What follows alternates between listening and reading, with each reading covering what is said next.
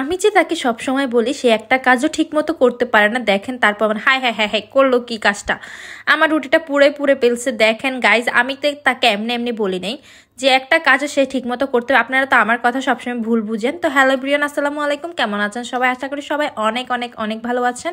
তো আমি আলহামদুলিল্লাহ ভালো আছি। আজকে একটা স্পেশাল রেসিপি ট্রাই করব ভাবছি। তো প্রথমে এখানে আমি ব্লেন্ডার জারে ব্লেন্ড করে নিচ্ছি ডাল আর চাল। এই যে দেখতে পাচ্ছেন সারা রাত ধরে ভিজিয়ে রাখছি। আর আপনাদের হাতে যদি একদমই সময় না থাকে তাহলে এটা 3 থেকে 4 ঘন্টা ভিজিয়ে রাখলে হবে। এটা ছিল আতপ চাল আর মসুরের ডাল। তো আমি আজকে ট্রাই করবো ভাইরাল শাকিলার সে চাপটি।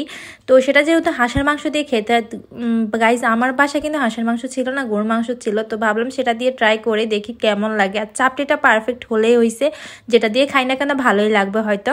তো প্রথমবার ট্রাই করতেছি। এখানে ব্লেন্ডার জারে ব্লেন্ড করে নিছি, সাথে আমি একটা পেঁয়াজ, দুইটা কাঁচামরিচ, সামান্য কিছু ধনিয়া পাতা একসাথে ব্লেন্ড করে নিছি।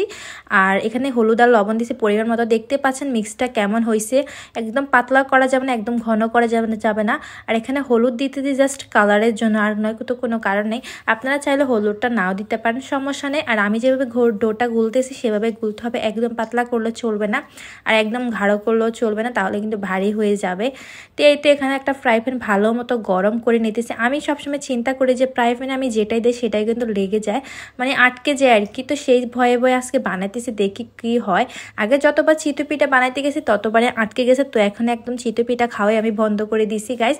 আর যেহেতু শীতকাল, তো এই ভাইরাল রেসিপিটা আমার সামনে বারবার আসে, শাকিলা সে রেসিপি। যেহেতু যে ঢাকায় গিয়ে এটা খাওয়া আমার পক্ষে অন্তত সম্ভব না, তাই ভাবলাম বাসে একটু বানিয়ে ফেলে। আর জামাই যেহেতু মন টন জয় করা যায় কিনা, একটা শীতের দামি সোয়েটার কিনতে হবে, সেই জন্য এটা ট্রাই করা। তো এখানে বানাইতে গেছে না, মাশাআল্লাহ সুন্দর মতো প্রথম উঠে গেছে। আমি তো ভাবলাম যে উঠবে না, কিন্তু না, এত সুন্দর মতো যে উঠে গেছে। আসলে দামি ফ্রাই প্যান তো সেজন্য উঠছে, না হয়তো উঠতো না।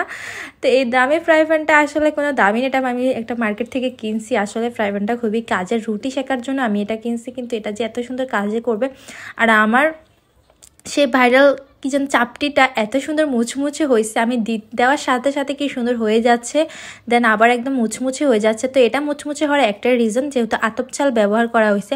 আতপ চাল দিয়ে যে কোনো কিছু বানালে সেটা কিন্তু মুচমুচে, দেন একটু শক্ত টাইপের হয়ে যায়। তো সেটাই আজকে হয়েছে। আর আপনারা চাইলে কিন্তু সামান্য একটু ভাতের চালও দিতে পারেন। আমি যেহেতু গরম গরম খেয়ে ফেলছি, তাই শক্ত আর বেশি চান্স ছিল না। যারা একটু রেখে দিবেন তাহলে কিন্তু শক্ত হয়ে গেলে আর খেতে পারবে না। গরম গরম খাইলে কিন্তু শক্তটা তেমন বোঝা যাবে না একদম।